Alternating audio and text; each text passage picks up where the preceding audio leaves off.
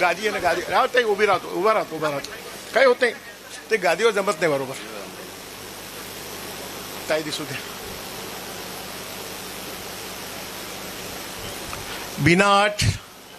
बिना शर्त सरसकट कर्जमुक्ती व इतर हक्काच्या पीक विम्यासाठी शेतकरी पुत्र, शेतकरी नेते, आमचे मित्र रविकांतजी तुपकर साहेब, बेमुदत अन्न त्याग आंदोलन आज 4था दिवस. या अनुषंगाने त्यांनी आज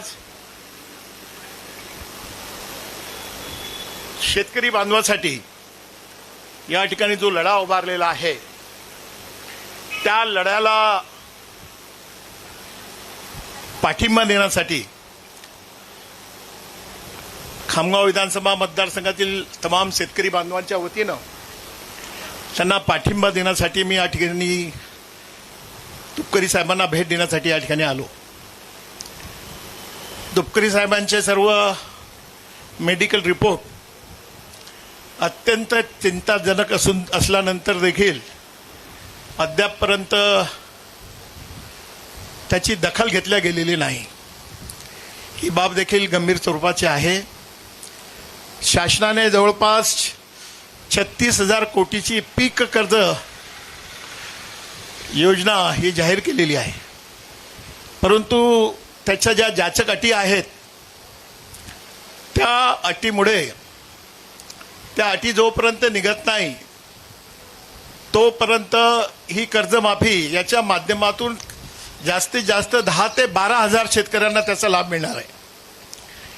इतर जे शेतकरी आहे, आता मोठ्या प्रमाणामध्ये पाणीचं संकट आहे. पाऊस येणार की नाही येणार याबद्दल मनामध्ये आता जवळपास 15 दिवसपेक्षा जास्त निघून गेल्यानंतर देखील पाऊस अद्यापपर्यंत आलेला नाही आहे. खताचा मध्ये काळा बाजार मोठ्या प्रमाणामध्ये आहे. कृषी मंत्री महोदयांनी निर्देश दिल्यानंतर देखील मोठ्या प्रमाणामध्ये खताचा काळे बाजार, त्याचबरोबर बी बियाणे जे आहेत त्याचा काळा बाजार मोठ्या प्रमाणामध्ये सुरू आहे. अशा परिस्थितीमध्ये आता या ठिकाणी लिहिलेली आर पारची लढाई लढूया. आपण सांगाल आपण सत्तेसोबत आहात. मी सत्तेसोबतपेक्षा मी प्रथम सत्तासोबत आहे, त्यानंतर सत्तेसोबत. म्हणून या ठिकाणी पूर्ण पाठिंबा. मी आता पालकमंत्री महोदयांना या ठिकाणी चर्चा करेल, त्यानंतर सुनेत्रा वहिनीशी चर्चा करेल, कृषी मंत्र्यांशी चर्चा करेल. त्या माध्यमातून आमच्या उपमुख्यमंत्री महोदया त्यांच्याशी संवाद साधला आहे. कृषी मंत्र्यांनी देखील महोदयांनी देखील त्यांच्याशी संवाद साधलेला आहे. ही कर्जमाफी जी आहे, जोपर्यंत आमच्या शेतकरी बांधवांना लाभ मिळणार नाही तर या कर्जमाफीचा काहीच उपयोग होणार नाही. मी मुख्यमंत्र्यांना देखील पत्र लिहील, तिथे जाऊन आपल्या आंदोलनाला यश मिळावं व जो जगाचा पोशिंदा आहे त्यांना न्याय मिळावा या दृष्टिकोनातून मी प्रयत्नाची पराकाष्ठा करेल अशी ग्वाही देखील आज रविकांत भाऊ तुपकर व सर्व शेतकरी बांधवांना या ठिकाणी देऊ इच्छितो. आज येण्या अगोदर मी परिपत्रकाचा चांगल्या प्रकारे अभ्यास केला. जे तज्ज्ञ आहेत त्यांच्याशी विचारपूस केली, त्यांच्याशी चर्चा केली. तर ही कर्जमाफी जी आहे, शासनाला देखील मी विनंती करणार आहे. आपण नगर परिषदच्या, आपण विधानसभेच्या निवडणुकीमध्ये आपण शब्द दिला होता, मी शेतकरी बांधवांचा 7/12 कोरा कोरा कोरा करेल. त्या शब्दावर आपण राहायला पाहिजे. एकदा सिमेंटचे रस्ते झाले नाही तरी चालतील, परंतु जो जगाचा पोशिंदा आहे त्याची ही जी रास्त मागणी आहे त्याचा 7/12 हा कोरा होऊन त्यांना संपूर्ण कर्जमाफी ही मिळावी व ज्या जाचक अटी आहेत त्या त्यांनी काढाव्यात. यासाठी मी सर्व शक्तीनिशी निश्चित रूपाने प्रयत्न करेल.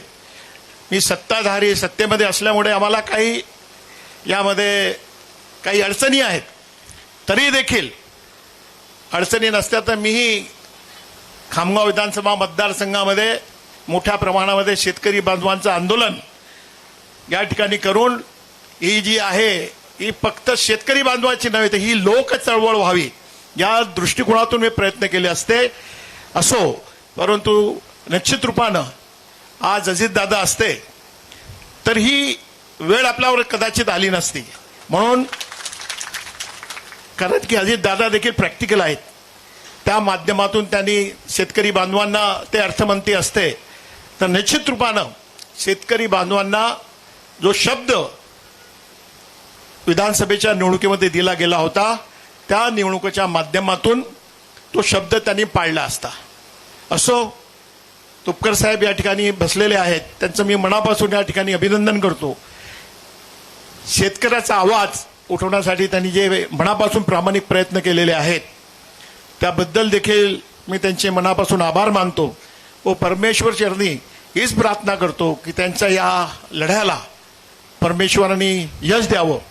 मी येण्या अगोदर आमचे जिल्हा अध्यक्ष आहेत राष्ट्रवादीचे, त्यांना मी भेटून आलो. मी त्यांनाही देखील सांगितलं आपलंही कर्तव्य आहे, शेतकऱ्यांच्या या मागण्या आहेत, आपण आपल्या पक्षाच्या वतीनं त्यांना पाठिंबा द्यावा. आपले पालकमंत्री, जिल्ह्याचे पालकमंत्री ते आहेत, त्यांच्या माध्यमातून आपण आवाज उठवला पाहिजे. ते आज सिंदखेड राजामध्ये आहेत, मला विश्वास आहे तेही आज संध्याकाळपर्यंत किंवा सकाळी ते येऊन अधिकृत राष्ट्रवादी काँग्रेस पक्षाचा पाठिंबा देखील आपल्या या उपोषणाला देतील असा मला ठाम आत्मविश्वास आहे.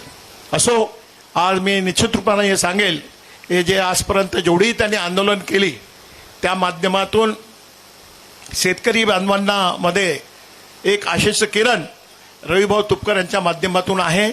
तिथं आमचे मित्र आमदार रोहित पवार यांनी देखील आंदोलन केलं होतं. तिथं शासनाची सर्व यंत्रणा गेली होती. त्यांना 21 तारखेपर्यंत आम्ही मिटिंग घेऊ, त्या माध्यमातून सकारात्मक असा तोडगा काढू अशा प्रकारचा त्यांनी शब्द दिलेला आहे. असो, परंतु निश्चित रूपानं बुलढाणा जिल्ह्यातील नव्हे तर विदर्भातील महाराष्ट्रातील सर्व शेतकरी बांधवांनी या लढ्यामध्ये झोकून द्यावं. जेवढे जनप्रतिनिधी आहेत त्यांचंही नैतिक कर्तव्य आहे, त्यांनी या रास्त मागणीला आपला पाठिंबा द्यावा अशी मी या ठिकाणी आग्रहाची मागणी या ठिकाणी करतो. व तुपकर परिवार, त्यांची आई असतील, त्यांची धर्मपत्नी असतील, त्यांचे सर्व शेतकरी संघटनेचे सर्व त्यांचे पदाधिकारी असतील, त्यांच्या संघटनेचे पदाधिकारी असतील, त्यांनाही मी या ठिकाणी सांगेल की हा जो तुमचा लढा आहे तो असाच जोरानं आपण सुरू ठेवा. फक्त आपल्याला एवढीच विनंती करेल की कायद्याला हातामध्ये घेऊ नका, शांततेच्या मार्गानं आपण हे आपलं आंदोलन आपण सुरू ठेवावं अशा प्रकारची विनंती करतो. थांबतो. धन्यवाद.